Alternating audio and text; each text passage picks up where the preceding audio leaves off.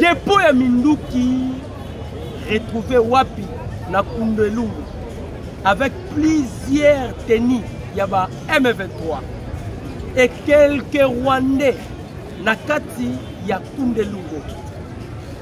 Paul Kagame atiaki misolo ya ebele pona ko corrompre Thérèse Kayikwamba. Tokobeta masolo pe ba M23 ba communiquer ba baki balobi boye Rwanda azala to Rwanda azalate et ils sont déterminés à poursuivre Bitumba à l'est de la République démocratique du Congo. Voilà un peu ce que nous allons décrypter ensemble. Mbote.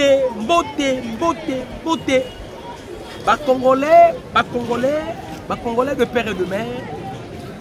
Essengo, parce que vous allez epele na eleko oyo na souci ya koluka koyeba pays elalaki ndenge nini, pays elamuki ndenge nini, na souci ya koluka koyeba situation sécuritaire à l'est de la République, na souci ya koluka koyeba position ya mokonzi ya mboka vu les enjeux de l'air. Toye liboso na bino, liboso ya ba poste téléviseur na biso, liboso ya ba téléphone na biso, toye poto solo la sur les actualités politiques de la République démocratique du Congo. To solo la pona mboka na biso, to beta masolo ya mboka na biso. Il faut que les Congolais ba yeba makambo mazali koleka na mboka na biso poto lobaka yango. Un véritable Congolais okoyi kolekisa mukolo te sa koluka oyeba état de santé ya mboka na yo pays elalaki ndenge nini, pays elamuki ndenge nini. Un véritable Congolais oza censé koluka koyeba makambo nyonso ya mboka na yo. Bandeko ba Congolais, après la victoire écrasante ya mokonzi ya mboka, bamindele si balobaki ke Kagame asi a signé arrêt de mort na ye. Pourquoi mindele balobaki bongo? Parce que bayebi Kagame azali rona mutu moko baswaka ye na nyama akondima alibanda soka ye awangaki. Voilà pourquoi les Américains ils avaient insisté pas à Kagame. Marco Rubio a vandaki ayebi Nduringere va, tu vas signer. Kagame a signé. Ok, ti magamozo sala Kagame ataki ne paki mbongo et pas ya maman Thérèse Kayikwamba. Na koyebi sabino makambo mama tuité boyoka. Parce que Kagame a tali déjà que sur le plan spirituel, le président Félix Akendaki déjà là où il y a des formations, bah élimination, il avait déjà récupéré la clé, il y a des délivrance à la République démocratique du Congo sur le plan spirituel. Mais on devait maintenant que cela se matérialise physiquement. Tellement Mamelaki Pema, Paul Kagame jusqu'au Mbonga Tena Mesa. Kayikwamba solo là. Tellement Meli Pema, depuis que le Congo est Congo, c'est la toute première fois que Congo soit ministre affaires étrangères. Na niveau Mayele, vous ne pouvez pas imaginer. A dépouiller Kagame, a exposé la nudité à Kagame Libanda. Bilo Musuba Mindele Bande Koyebate. Grâce à maman Thérèse Kayikwamba. La diplomatie à président Félix. C'est un Dio, il y a des esprits. On a dit, donc ils ont dépouillé Kagame. Ok, Kagame attaque Misolo. Kagame attaque Misolo. Quand vous voyez la Misolo, maman Thérèse Kayikwamba a ici Olivier Nduringere. Yoka Kombo, Nduringere. C'est lui le ministre des Affaires étrangères rwandais. Oba Kutanaki devant Marco Rubio, le patron de la diplomatie américaine. A ici Olivier va dire à votre maître parce que quand le président Félix n'a sorti médiatique, alors moi je ne peux pas négocier avec les M23. Il faut négocier.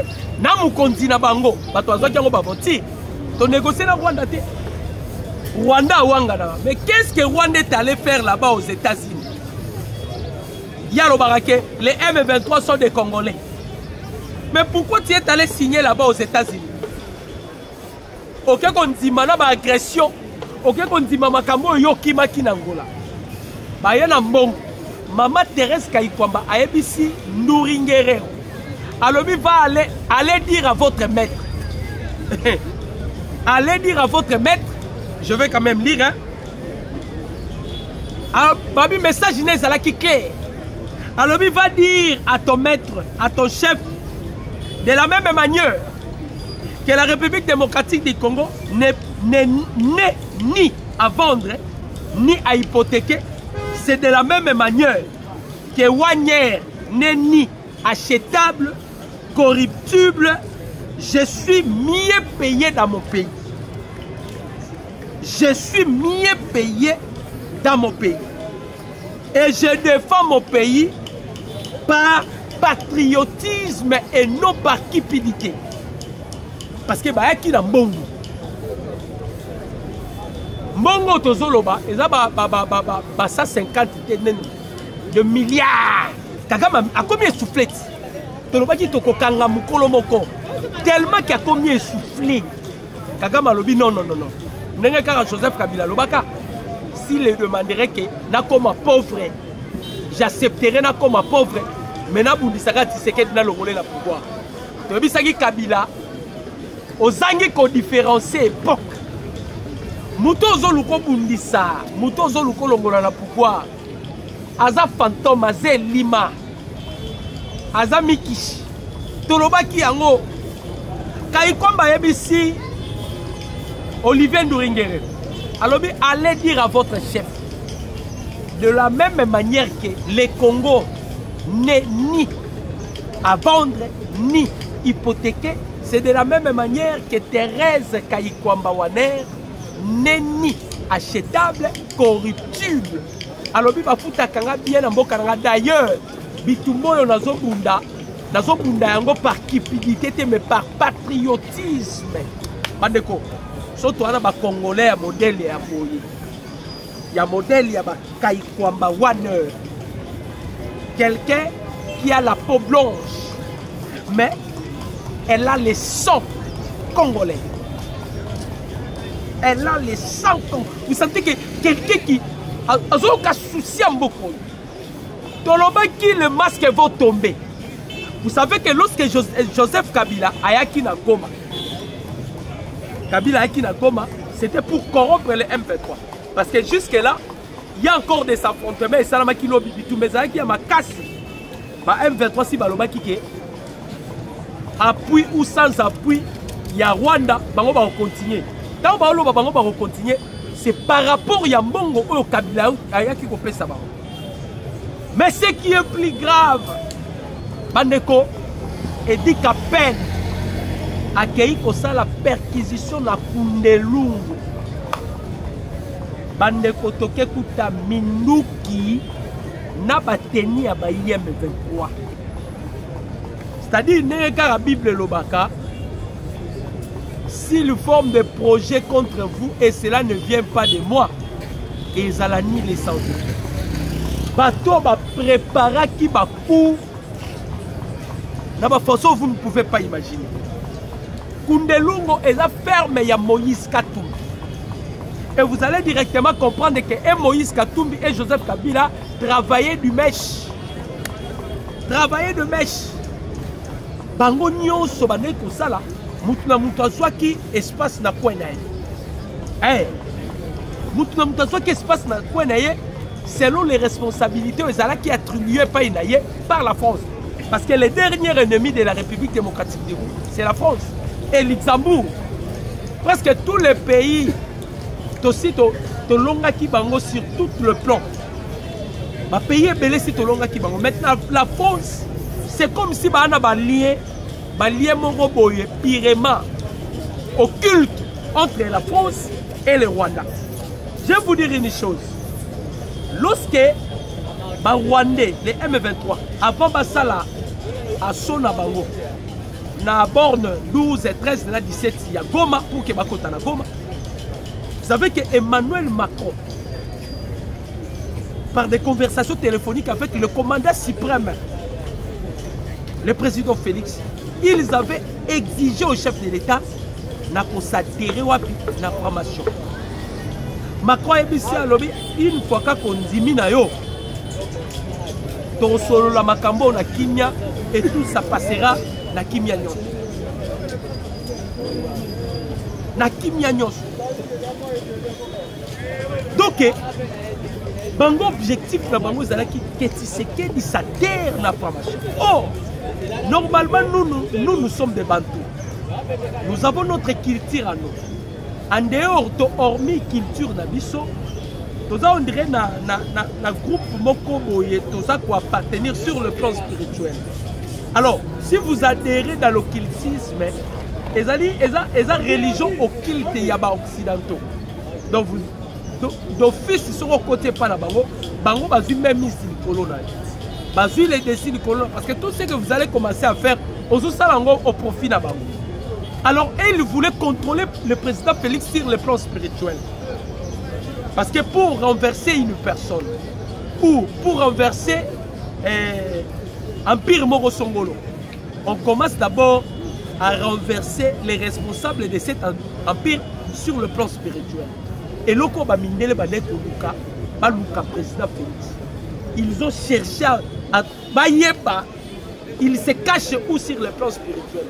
Comme ils avaient la difficulté d'entrer en contact sur le plan spirituel, ils voulaient maintenant utiliser que les chefs de l'État a qu'à ne pas s'adhérer. Parce que, pour la banque, on a dit déjà que si on récupère Goma, ça, et qu'on a le droit de asphyxier le président Félix, et le chef va s'incliner à contre la bêtise là-bas. Or, le chef était catégorique. Aebisaki Bango. Alors, si vous suivez Babani Nyoso, attends la porte à Oya. Moi, je ne négocierai pas.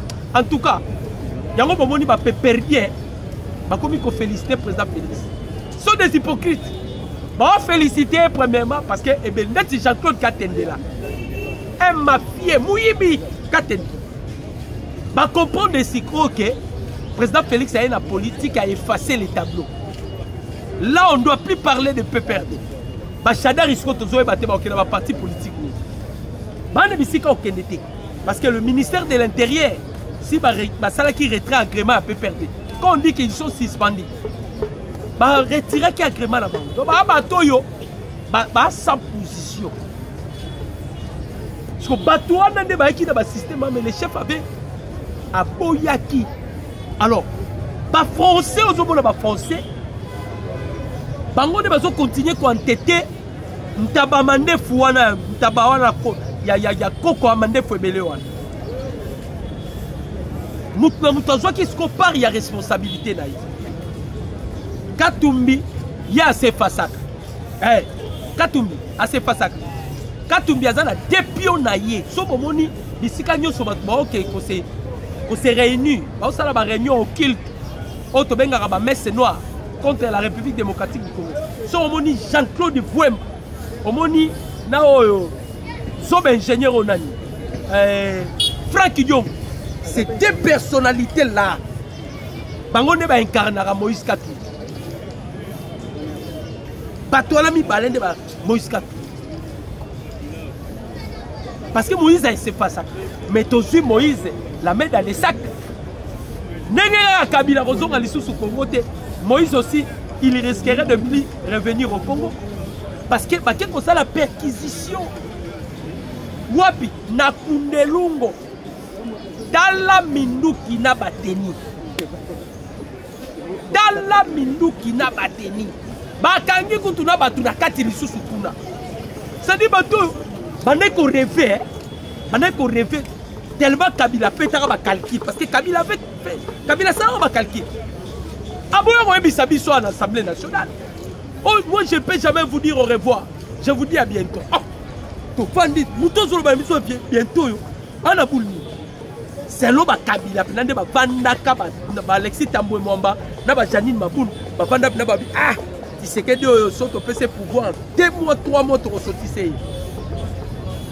Ce qui 3 mois, 6 mois, mais 6e mois, les 4 tu sais que tu fois sauter. Kabila Vanda Pena 1 mois. Avandi 2 mois, 1 année, 2e année. Kabila Tete, faut me la bimana que ça la thèse. Bobima kokene ko sala thèse ndeke akenaki ko sala planning conception ko sala rébellion pour yazonga la pouvoir. Mais nyonso basali à connivence avec la France. Hein? À connivence avec la France. Nyonso basali. Tala bakatumbi. Sango. Bakatumbi. Quelqu'un qui ne parle pas. Il est donc Amimo Narate ya bimaki kaka. Lorsque Batindela Kebiso Ronnie Jackson a faux émissaire, il y a Donald Trump. Mais lorsqu'ils ont su que maintenant que Donald Trump a décidé à Kotinda, son conseiller principal, Bolos Massad, Bakeina Bachole na Poto, ça veut dire Katumbi, ils ont déboursé beaucoup d'argent pour empêcher seulement que les accords aient à la ténité entre la République démocratique du Congo et les États-Unis. Ok, Bango Baouluga va bloquer les États-Unis en Zotalande Chine. Nabi Sagibino avant-hier, Chine a sali 10G, 10e génération. Ils sont dans la 4G, mais Chine a combien d'années à 10G? Alors les Américains battent Biso photo Bundara en Chine. Photo Bundara en Chine, il faut maintenant ma taxe, mais Donald Trump a mandé comme ma taxe. Maintenant, Trump avait dit ceci. Quand on a sali décret, ici, président Félix, vous devez étouffer maintenant l'influence des Chinois. D'ailleurs, on n'a plus besoin des Chinois. Dans le bloc, les Chinois vont sali biso. Les Chinois vont téguer biso, CH4B. Les drones.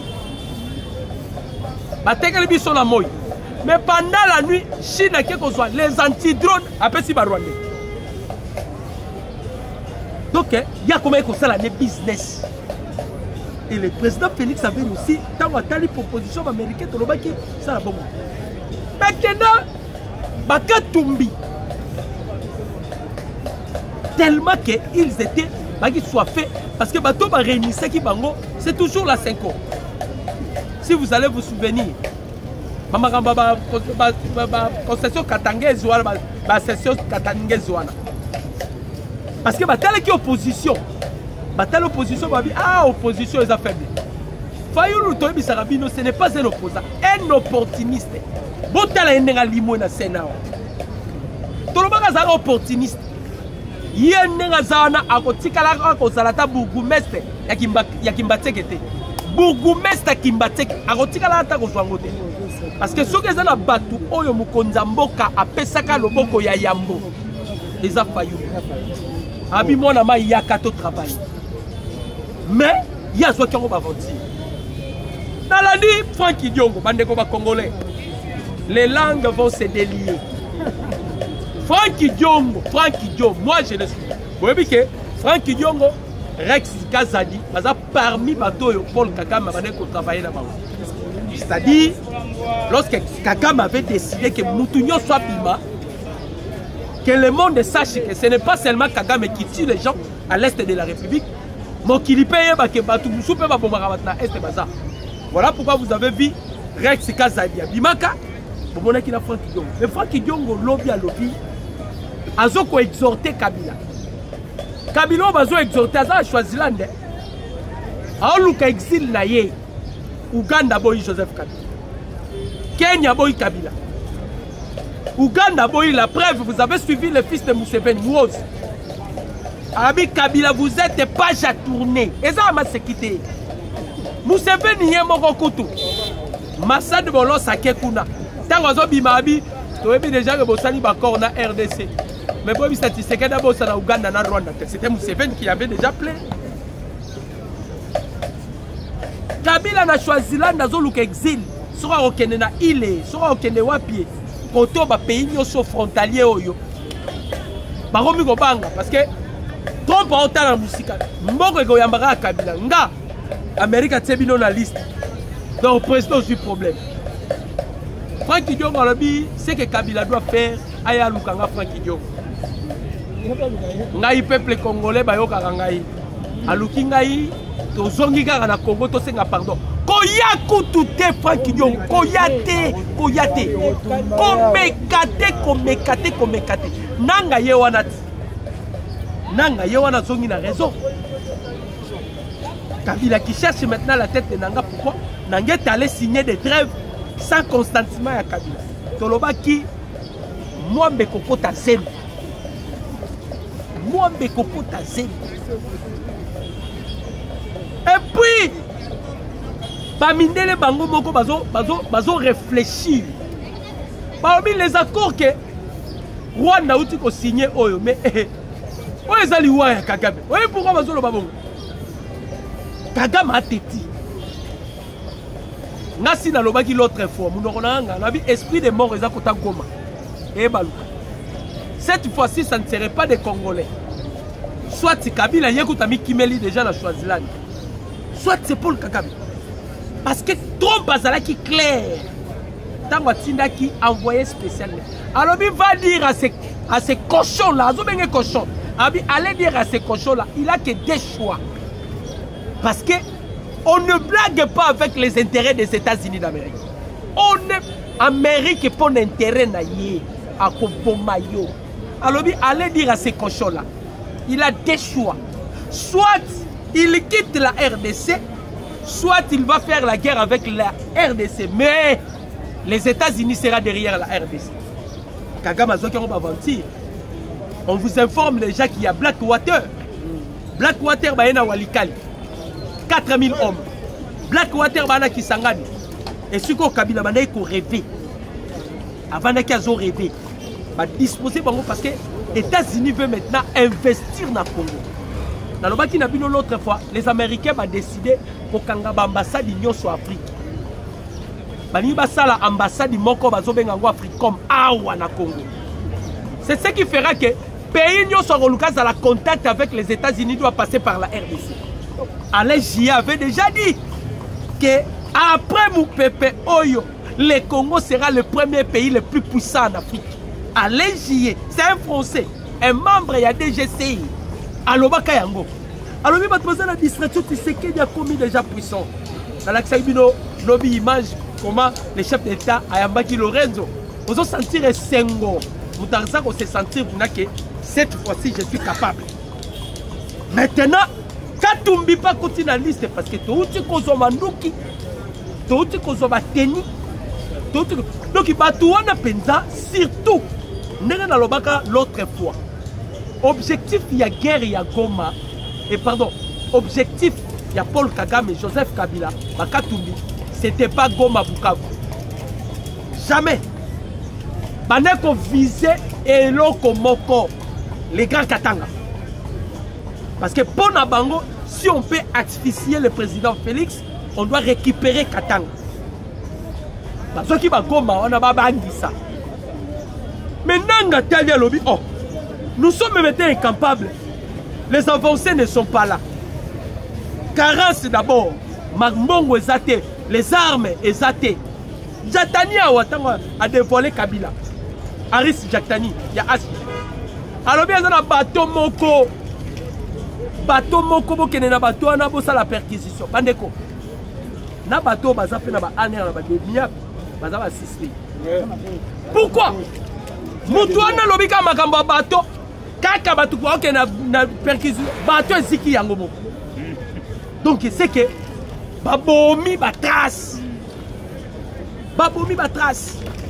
Mais to ebisa ka ba congolais puis to bandi ko ebisa to so ebisa pe ba congolais. Nga na ko continuer na ko lembate na ko continuer à koloba. Pendant ce temps, il faut chercher des scripteurs. Bassa la monument pour la Tshisekedi. C'est un héros vivant. Parce que Kagame, déjà, il y a la loi mosaïque, vous le connaissez bien. Celui qui tue par l'épée, périra par l'épée. Kagame, wana makila ba congolais, ils ont balolé moutou. Ils ont balolé moutou.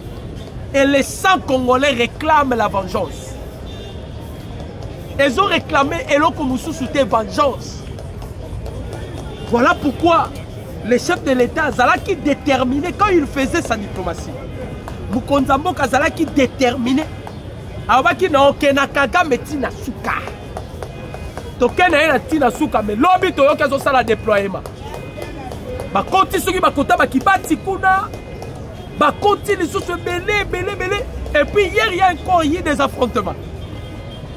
Bitumbe Zalaki lobby ma kasi entre les Wazalendo et les M23 parce que ba M23 ba lobby Rwanda peut sa soutien, peut sa soutien. Bango baza kuna te. Bobo Sanate, il n'y a que 7 jours. Hein. 7 jours. Ba signé. Marco Robia Simbi Ndurunguerero. ABC. Moni Maramba Outo signé. Oh, tu vas signer. Soit tu Rwandesa, soit tu Rwandais Rosalati. C'est à vous maintenant de au sérieux. C'est-à-dire, le Congo, on a eu maintenant cette indépendance parce que tous qui sous-tutelle, il y a nilotique. C'est Kagame qui contrôlait l'Est de la République. C'est Kagame qui faisait tout. Donc, Kabila, Azalaki Magenya, Azalaki sécurité Moroba Ninja, Azalaki Ninja. Tout c'était Kagame.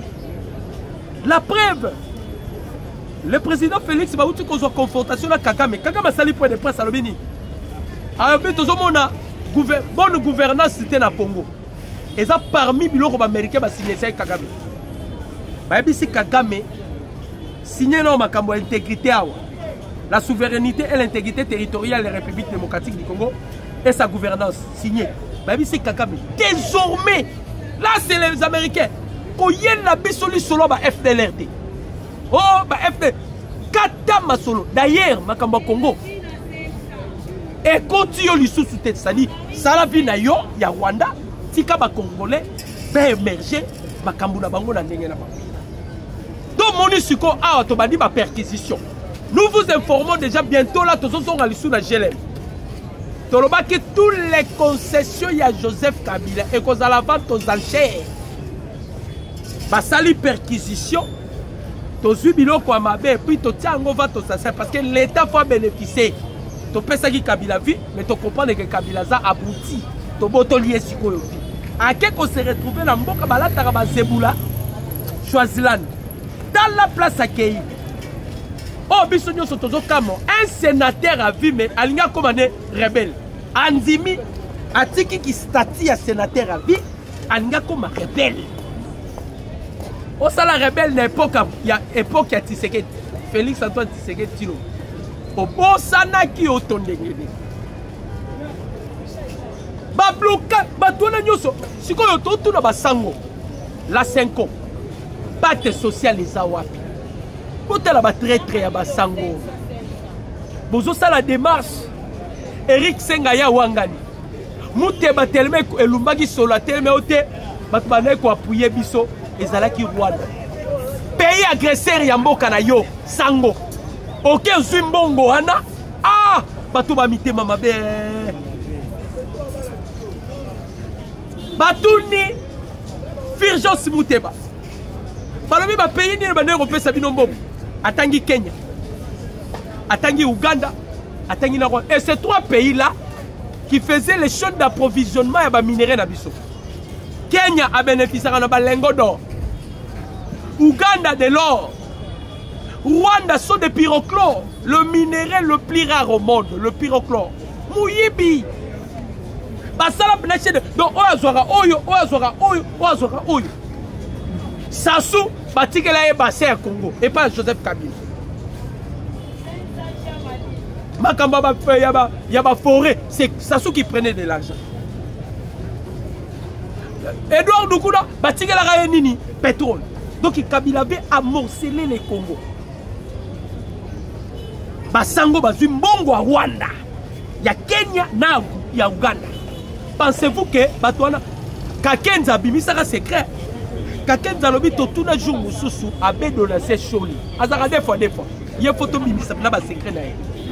Batuni abe donase choli. Balobi badema so bozo sa les aponani.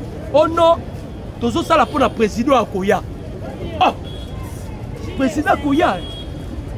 Ok, ti bana ko ko romona ba opposa bana ko yisa ba opposa nini? Soka Tshisekedi na sengi dialogue. Bino bo sengelo musuté démission na ye. Démission na ye. Biso basango tonito zwa transition. Pour ba français ba yebi sega mbongo. Yondo zwa transition, okuma transition pour. Donc à mon avis déjà mis comme président. Alors bazaki qu'on préparer makambo na bango. Bandeko. Tshisekedi a roulé bango likolo. A roulé bango likolo. Baké na gauche ibo ba bloqué. Bazonga na bloqué bango nyonso. Maintenant le M23 logo abazange sika kokende. Oh non. Biso appui à Rwanda, na appui à Rwanda tête au Fundakaka. Ne bomoni bazo continuer, bazo couper le roi basoso. Bazo couper le roi baso parce que vous savez bien, les Wazalendo ba commis 32 000. Ba Wazalendo ba commis 32 000. Et puis toyebi sarabino différence aux za nango na ba Wazalendo na ba soda mususu. Les Wazalendo sont des victimes. Babomi papa na ye na misu na ye, babomi maman na ye na misu na ye. Ce qu'ils font là, ils ont vengé Makila, papa, na bango, maman, na bango. Namboka moko na Louis, les RDF babandi qui se retirent. Ils ont mis Manabutu pour la Sony. Les RDF qui se retirent, mais les M23 qui continuent de se battre. C'est-à-dire, ils ont mangé Moroboy. Mais tous les Bayango, puis tous continuent avec le Bayango. Kagame, il est animé par des esprits de mort. Comme il est animé par des esprits de mort, il va rejoindre Mouzé Laura Désiré Kabila à Okende. Parce que les Américains, ça c'était... Imaginez les États-Unis à le Conseil de sécurité pour l'applicabilité. Il y a résolution 2773 qui a été votée par les 15 membres permanents du Conseil de sécurité des Nations Unies. À unanimité, va voter résolution 2773. Résolution 2773, c'est ça la clé de notre indépendance. Moi-même, je me pose la question, comment les 15 membres permanents, ils étaient tous à unanimité, bandimiango, adopté, voté. Tolobaki bisika nyonso tokokende na Rwanda. Avantage na biso za résolution 2773. Biso tende to créer. Ba américain bango moko. Ils ont imposé le Conseil de sécurité des Nations Unies à travers aussi la diplomatie écrasante. Il y a Maman Thérèse Kayikwamba que je respecte. On a Zobenga, Poutine numéro 2. Kagame a commis un niveau corrompu. ABC Kagame, Negera Congo, ils n'ont ni à vendre, ni hypothéquer. C'est de la même manière que Thérèse Kayikwamba Waner. Ils n'ont ni achetable, corruptible. D'ailleurs, je suis mieux payé dans mon pays. ABC Ndouringero, allez dire à votre chef que Bitumbo Nazobunda, je ne le bats pas par la cupidité, mais par le patriotisme. Pas patriote, c'est ça le gros Balubo Yakashamano. Kabila Bimisaki 10 millions. Lubo Yakashama Pesanzela. 10 millions pena Kabila Bimisi, Lubo Yakashama Pesanzela. Lubo Yakashama Lobi, na Kozwambongo Wana. Mais ba Kokoloko ya Kokoloko Nanga, bazala ils sont dirigés par des Rwandais. Quel est Niloté qui reviennent encore au pouvoir? Parce que Kabila pensait que Bakozonga la Bokondi. Niloté qui Bakozonga. On a bloqué ces blocs-là. Maintenant, le chef de l'État, Tolini doit finir Sikoyo, na bateau Baza Awa, na lobi na bino, liste ça déjà. Tous ceux-là qui étaient en contact avec Corneille Nanga. Parce que lorsqu'il y a eu la chute de Goma, la chute de Bukavu, il y a beaucoup de hommes politiques ici.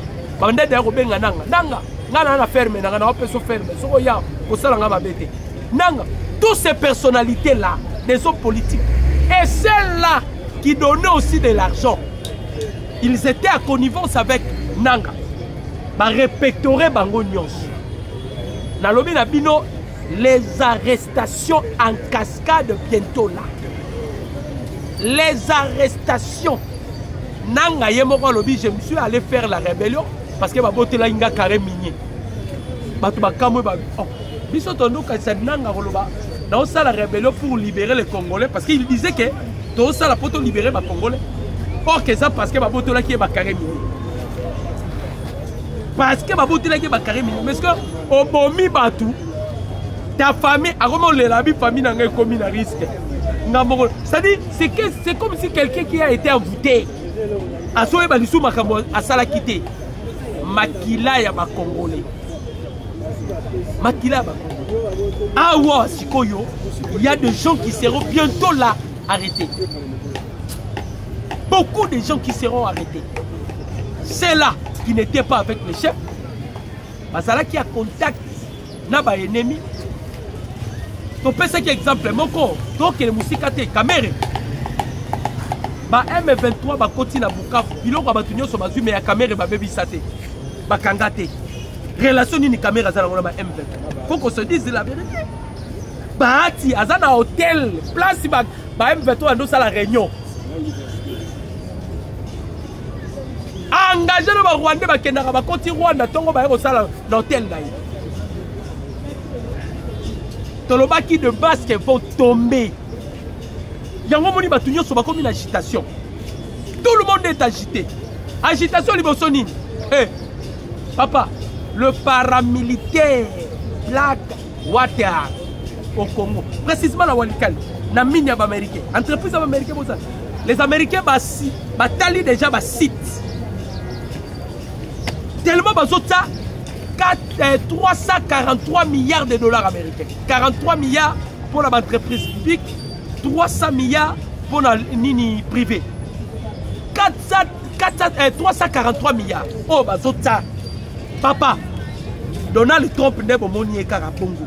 A Tembongo na ye pour M23 ya abebisa. Ah! Yango bebisa ki Kagame, tu n'as que des choix.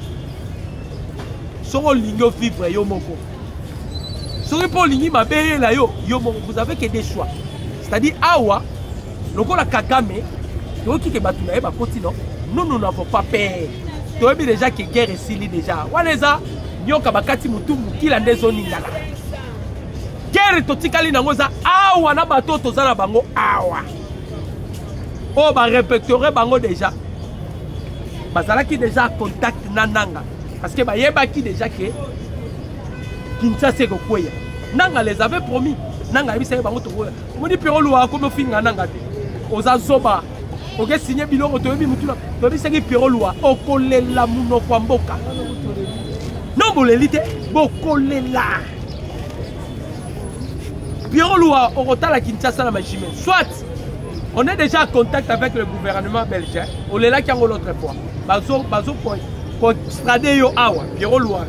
Bazo pour extrader yo. Frank Yongo bazo pour extrader yo. Steve Wemby, surtout yo Steve Wemby. Bazo pour extrader yo. Oh yo lisusu Jean-Claude Wemby. Bino nyo soboza na Belgique. Parce que cette fois-ci, non quoi lobaki, je ne participerai pas là où bazo beta ma solo pour la loka mona kazi. Pour Belgique azaki di boso soba. Et si ko bazo loka Congo, il pas dépendre de Congo. Il pas que participer ba loki Congo. Belgique a dit non to sala yi makambo wana trop. Cette fois-ci on ne le fera pas. Tolobaka yango mais de fois bandeko ba congolais. Pouvoir oyo bandeko ce pyréma spirituel. Si vous allez vous souvenir encore, ba Belge bazwaka ba ustensile na biso awa. Bazwaka ba lino ba Lumumba bazwaka ba biloko mele bakendaka nango. Même masque moko ka Congo bakendaka nango. Mais quand le président Félix a yena beaucoup, ba Belge ba yambangu na masque wana. Ba yambangu na masque, ba Belge bango ba yambangu na masque wana. Soko tali masque ngobo elongi pena ya fachi. Donc pouvoir ancestral yé. Yango moni mwana Idriss Déby abengaka ye président et abengaka ye roi. On est déjà dans le royaume Congo. Le pouvoir y a ba Congolais yé.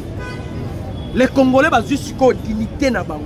On doit maintenant écarter tous les infiltrés dans l'Assemblée nationale. Bango tout aussi là na bango.